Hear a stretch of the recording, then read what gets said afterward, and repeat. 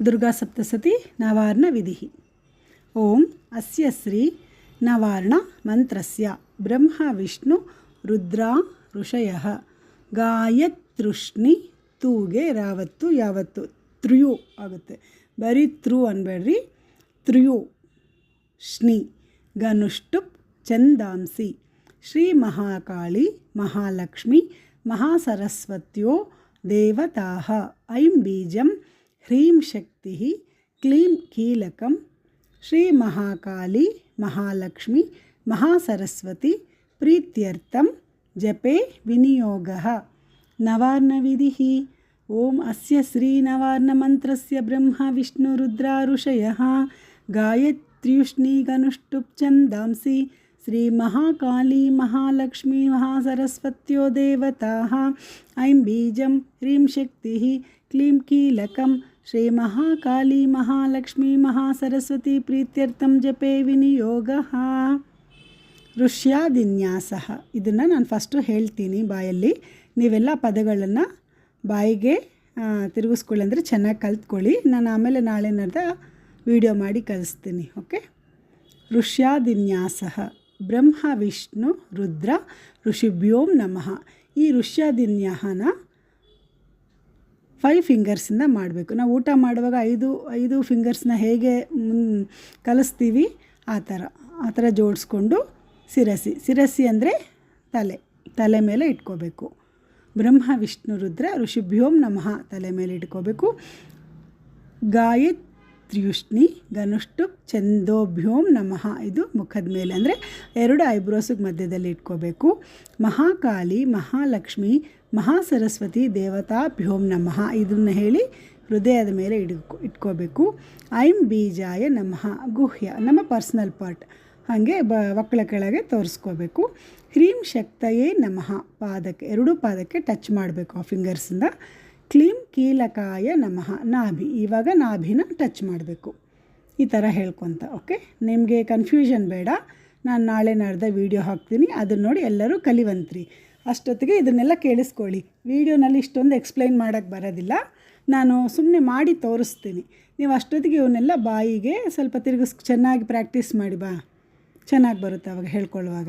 ಕರನ್ಯಾಸ, ಕರ ಅಂದರೆ ಕೈಯಿಂದ ಮಾಡೋದು. ಅಂಗುಷ್ಠ ಅಂದರೆ ಓಂ ಅಂಗುಷ್ಠಾಭ್ಯಾಂ ನಮಃ ಅಂದರೆ ಹೆಬ್ಬೆರಳು, ಥಂಬ್ ಫಿಂಗರ್. ಓಂ ಹ್ರೀಂ ತರ್ಜನೀಭ್ಯಾಂ ನಮಃ ಪಾಯಿಂಟ್ ಫಿಂಗರ್. ಓಂ ಕ್ಲೀಂ ಮಧ್ಯಮಾಭ್ಯಾಂ ನಮಃ ಮಿಡ್ಲ್ ಫಿಂಗರ್ ಮಧ್ಯದ ಬೆರಳು. ಓಂ ಚಾಮುಂಡಾಯೈ ಅನಾಮಿಕಾಭ್ಯಾಂ ನಮಃ ಉಂಗರದ ಬೆರಳು ರಿಂಗ್ ಫಿಂಗರ್. ಓಂ ವಿಚ್ಚೆ ಕನಿಷ್ಠಿಕಾಭ್ಯಾಂ ನಮಃ ಲಾಸ್ಟ್ ಫಿಂಗರ್ ಕಿರಿಬೆರಳು. ಓಂ ಐಂ ಹ್ರೀಂ ಕ್ಲೀಂ ಚಾಮುಂಡಾಯೈ ವಿಚ್ಚೆ ಕರತಲಕರಪೃಷ್ಠಾಭ್ಯಾಂ ನಮಃ 2 ಫಿಂಗರ್ಸಿಂದ ಅಂಗೈಯಲ್ಲಿ ಹೀಗೆ ಹೇಳ್ಕೊತ ಹೋಗಿ ಟಪ್ ಅಂತ ಒಂದೇಟು ಹಾಕಬೇಕು. ಬೇರೆಯವ್ರಿಗೆಲ್ಲ ನಿಮ್ಮ ಅಂಗೈಯಲ್ಲೇ ಮಧ್ಯದಲ್ಲಿ ಹಾಕಬೇಕು. ನಾಳೆ ತೋರಿಸ್ತೀನಿ. ಹೃದಯಾದಿನ್ಯಾಸಃ ಓಂ ಐಂ ಹೃದಯಾಯ ನಮಃ.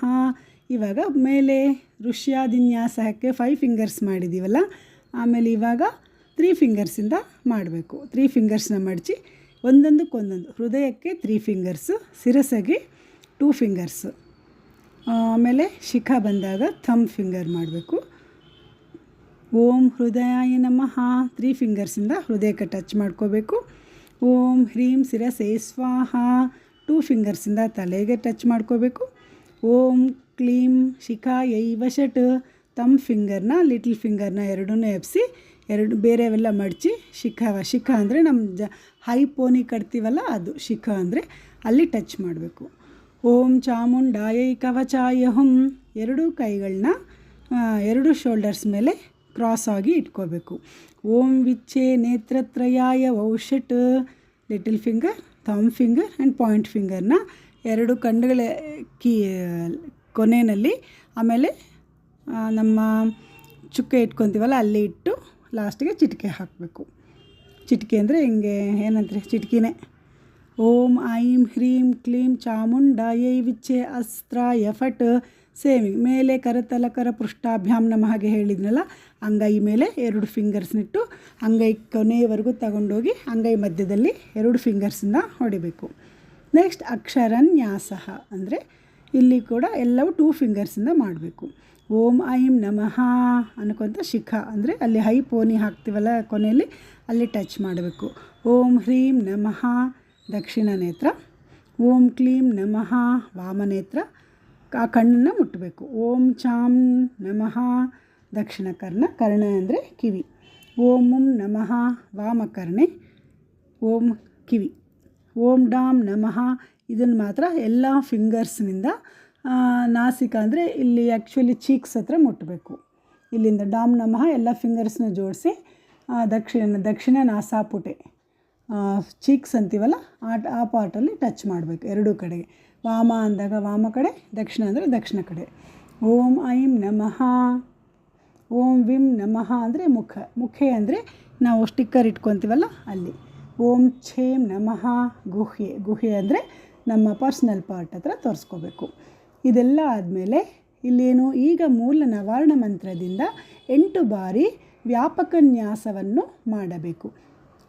8 ಟೈಮ್ಸ್ ಮಾಡಬೇಕು. ಯಾವುದನ್ನು ಮೂಲ ಮಂತ್ರ ಯಾವುದು?